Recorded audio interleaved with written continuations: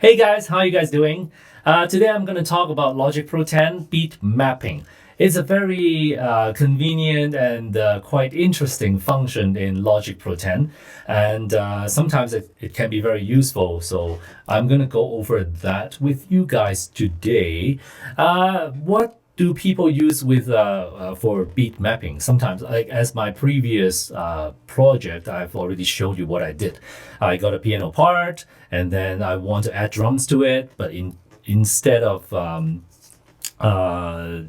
doing it manually, beat mapping can help me determine, especially live performance, like a piano. Sometimes it's faster, sometimes it's slower, so it detects the transient, detects the beat, and then it adjust the tempo or beat map the tempo accordingly so that everything lines up to the if you can see this like logic, like the bar lines. And then when you're adding drums to it, it's already synced to the tempo, so everything coming together pretty nicely, right? And what I'm going to do is to try to do the beat mapping. I'll show you something. I'm just going to record myself.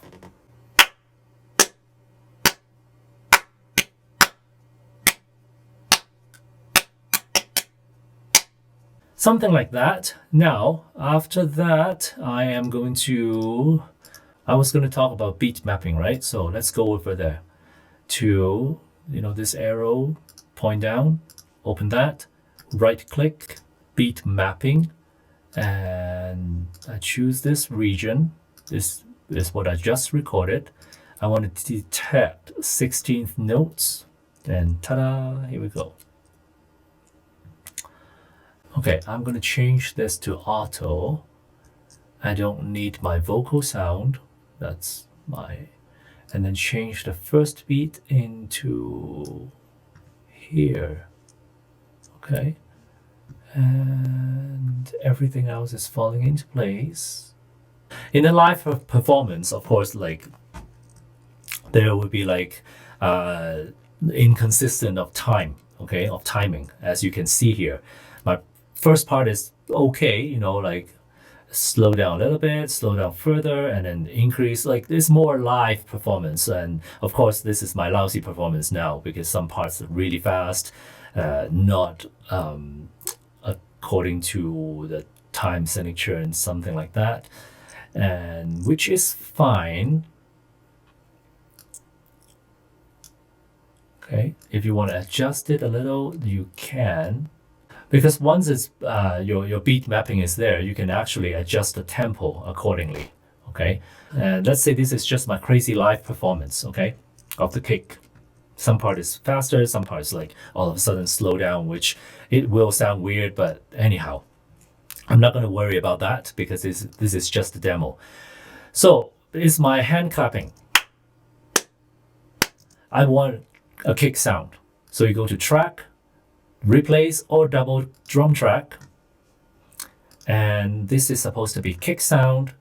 And let's see, it detects everything okay, seems like. Let's play it. Wear headphones and you will hear the kick sound. But by the looks of it, oh, I'm missing some parts.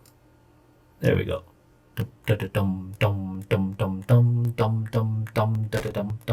Okay, now I wanted to replace it. Oh, my audio is gone now, but the beat mapping stays. Okay, so before I mess it up, I'm gonna hide my original track and have a listen.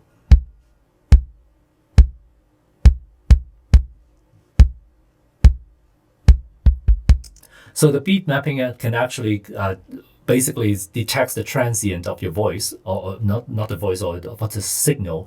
It can be done to a piano. It can be done to anything with transient, more obvious transient, obviously, like a drum track. And once you get the tempo map, then it's easy to add other stuff. So I'll show you what I mean. Now, because right now it's just a kick, I want to have some sort of a snare. So now I can record a snare sound to it.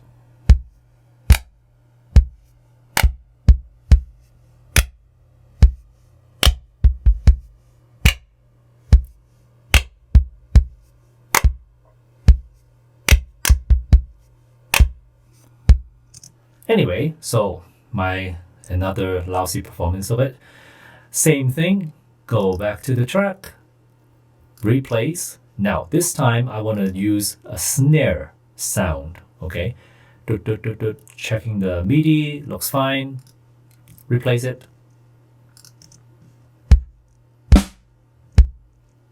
Very lousy because I did not quantize it. So click E, piano roll. This is my kick track. Command A to highlight everything. Press Q to quantize it. Same thing with a snare. Okay, now everything should be no, this one is not quantized. So you can kind of adjust accordingly, okay? Hey, there we go.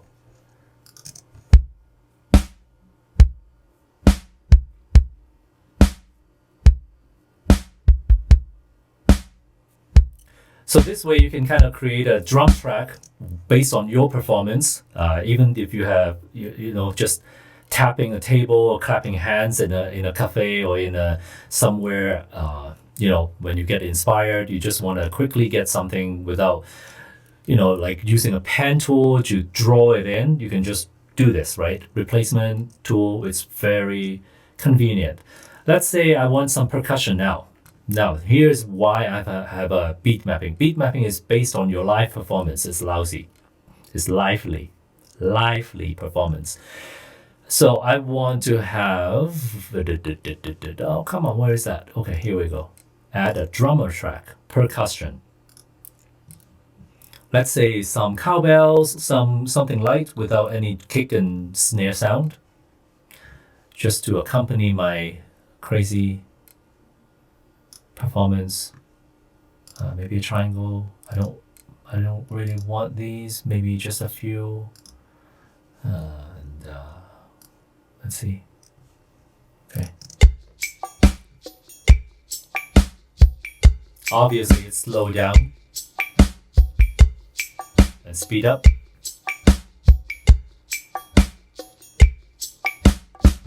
So you can actually have something like your Logic Pro 10 drummer to follow your live performance, right? And live performance, you don't have to, well, you can kind of adjust it accordingly. But in this case, I'm not going to do, it's just a demo, okay? Usually for really good live performer, it may be a little bit better than this, like up and down in tempo. But, you know, just for the sake of demo, okay, guys, bear with me. Normally, my project is not that lousy. So a lot of fixing afterwards. Anyway, and so I got my kick, I got my snare, I got my other drum tracks. Based on this beat mapping, I can add other percussion and it will sync to my performing, right, or performance, right? And now because I quantized, remember I quantized all these, right? And it's my beat mapping, it's lousy enough already, so it's fine.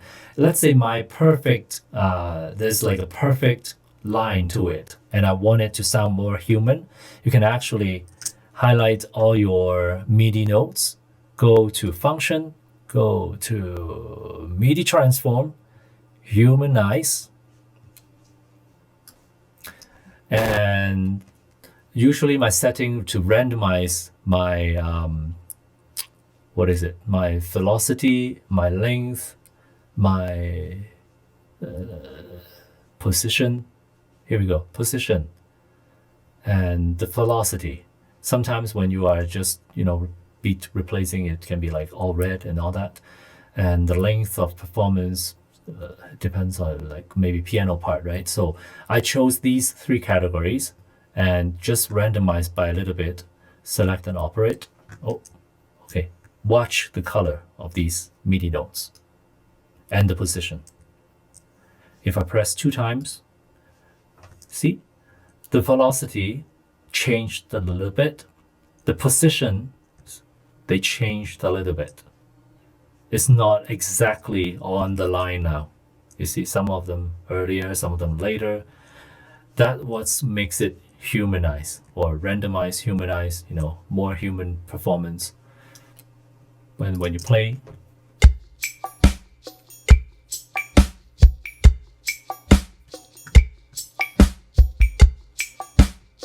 it's just a slight delay between the snare and the kick sound and all that. It's not robotic. It's not perfectly on beat.